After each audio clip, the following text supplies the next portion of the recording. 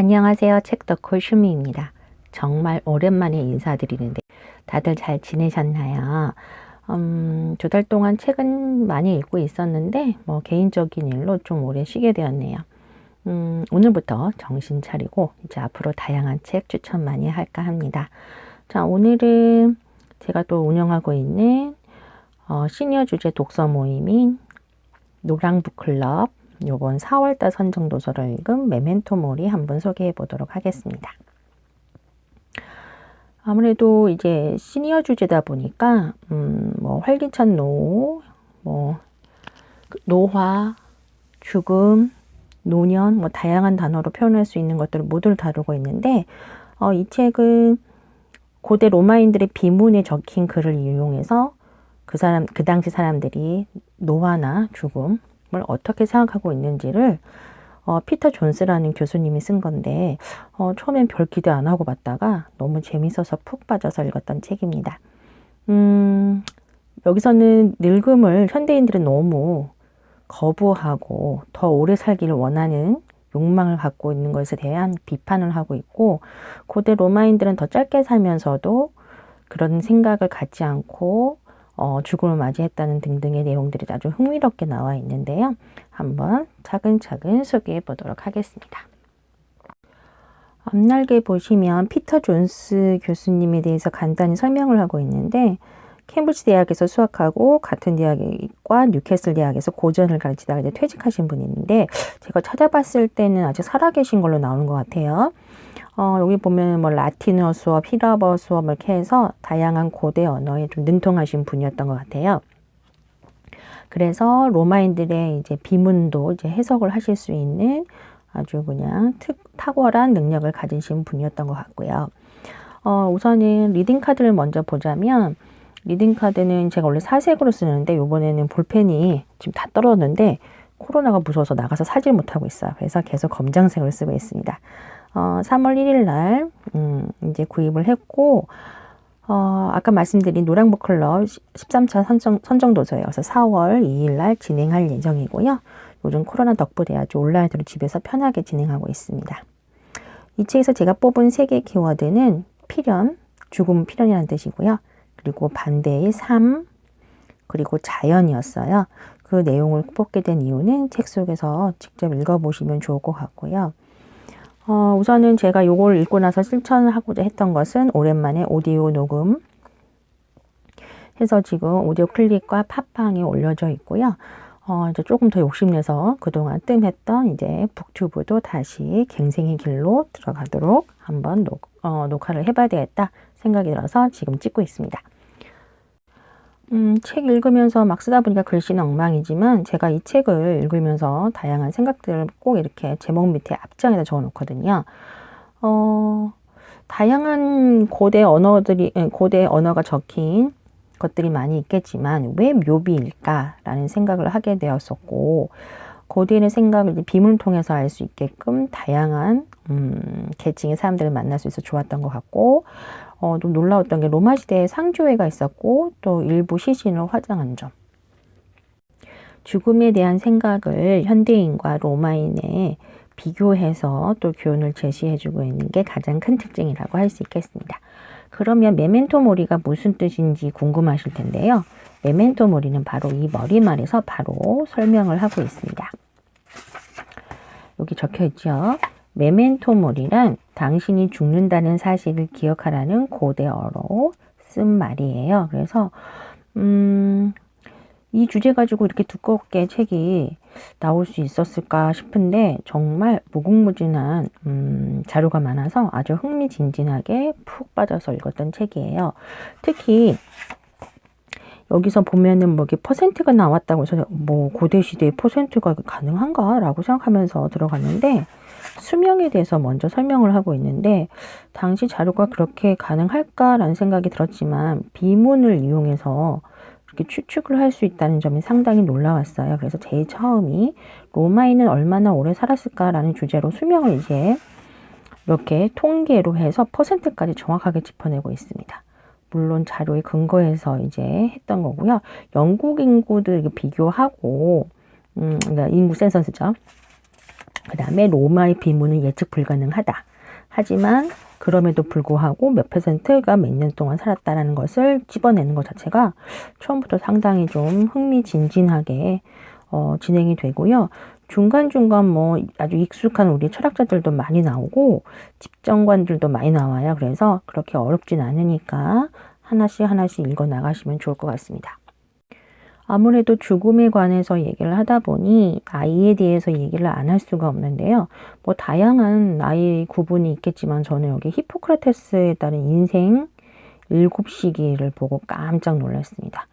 이제 7단위로 이제 끊어놓은 거예요. 1세에서 7세를 어린아이로 부른다 해서 우리가 쭉 아는 그런 게 인생의 흐름대로 가는데 문제는 7세 단위로 끊다 보니 노인이 42세에서 49세인 거예요. 그럼 저는 노인에 해당이 되더라고요. 그래서 얼마나 깜짝 놀랐는지 모르겠습니다.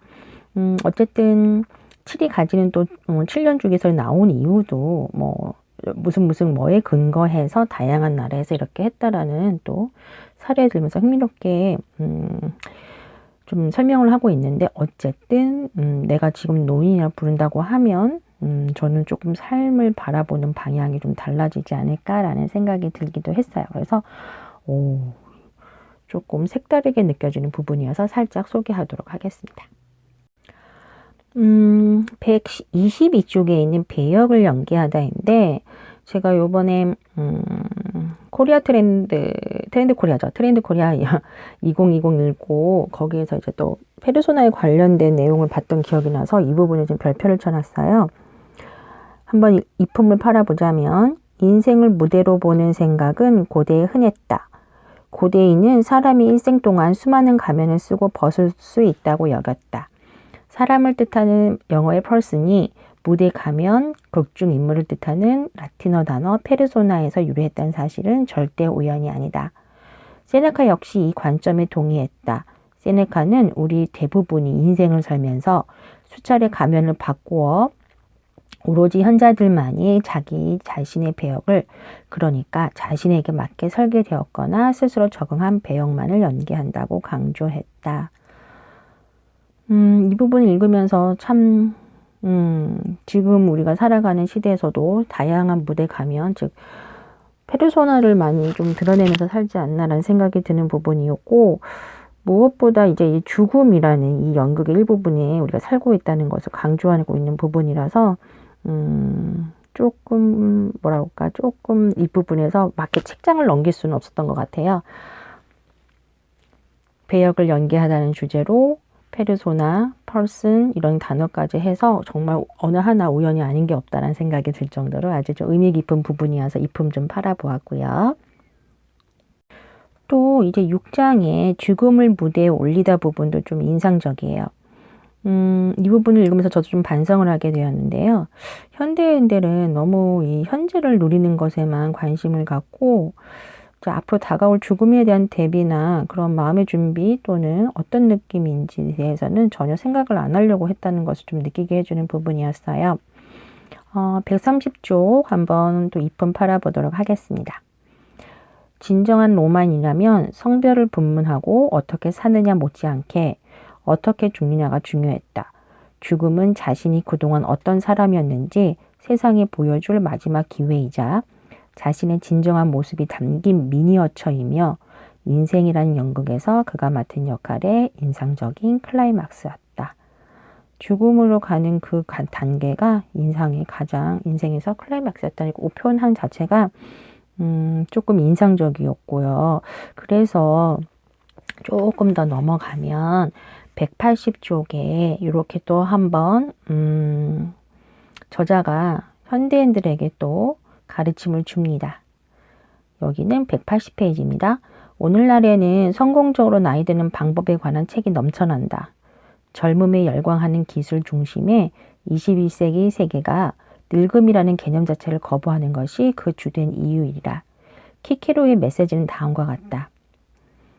늙음을 꼭 거부해야겠다면 그리하라. 하지만 노년이 당신에게 주는 많은 이점이 있다. 사그라지는 빛을 바라보며 분개하는 것은 더없이 낭만적일지 모르나 사실 중력에 분개하는 것만큼이나 무용한 짓이다. 이 시점에서 진부한 격언을 다시 떠올려 보자. 당신의 삶에 하루하루를 더하지 말고 당신의 하루하루의 삶을 더하라. 이 말을 하고 싶어서 그렇게 많은 수많은 비문들에 있는 내용들을 가져온 게 아닌가라는 생각이 들어서 저는 이 부분, 지금 별표 친 이 부분을 이 책의 최고의 문장으로 꼽았습니다. 이번에는 입품뿐만이 아니라 손품도 좀 팔아보았어요. 오랜만에 좋은 캘리펜을 이용해서 한번 또 필사를 해보았는데요. 죽음 끝일까 전환일까 중에서 페이지 229페이지입니다. 우선은 손품을 미리 해둔 거니까 한번 입품 팔아보도록 하지요.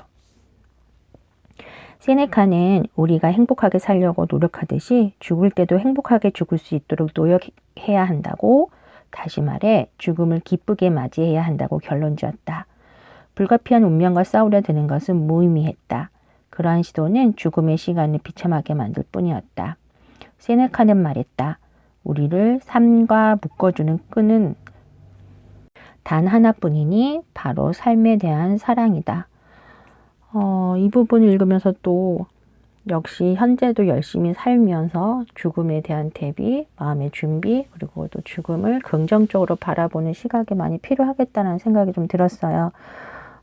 제가 다양한 독서 모임을 운영하고 있는데 확실히 좀 많은 교훈을 얻는 책들을 읽는 경우는 아무래도 노랑북이인 것 같습니다. 아무래도 먼저 살아간 선인들이나 저보다 훨씬 나이가 많은 노년의 삶을 살고 있는 사람들의 이야기를 많이 접하다 보니까 아무리 트렌드적인 것들이 나온다 하더라도 많은 생각을 하게 되고 감동도 있고 토론도 많이 하게 되는 것 같아요.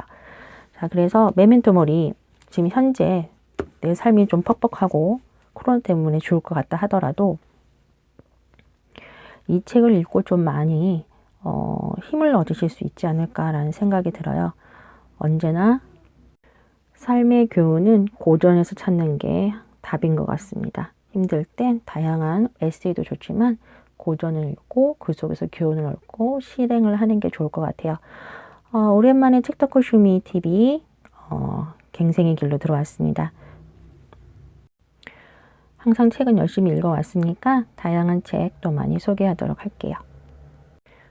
좋은 주말 보내시고요. 또 다음에 다른 책으로 찾아뵙도록 하겠습니다. 좋아요, 구독 많이 눌러주세요. 책덕후 슈미 TV였습니다.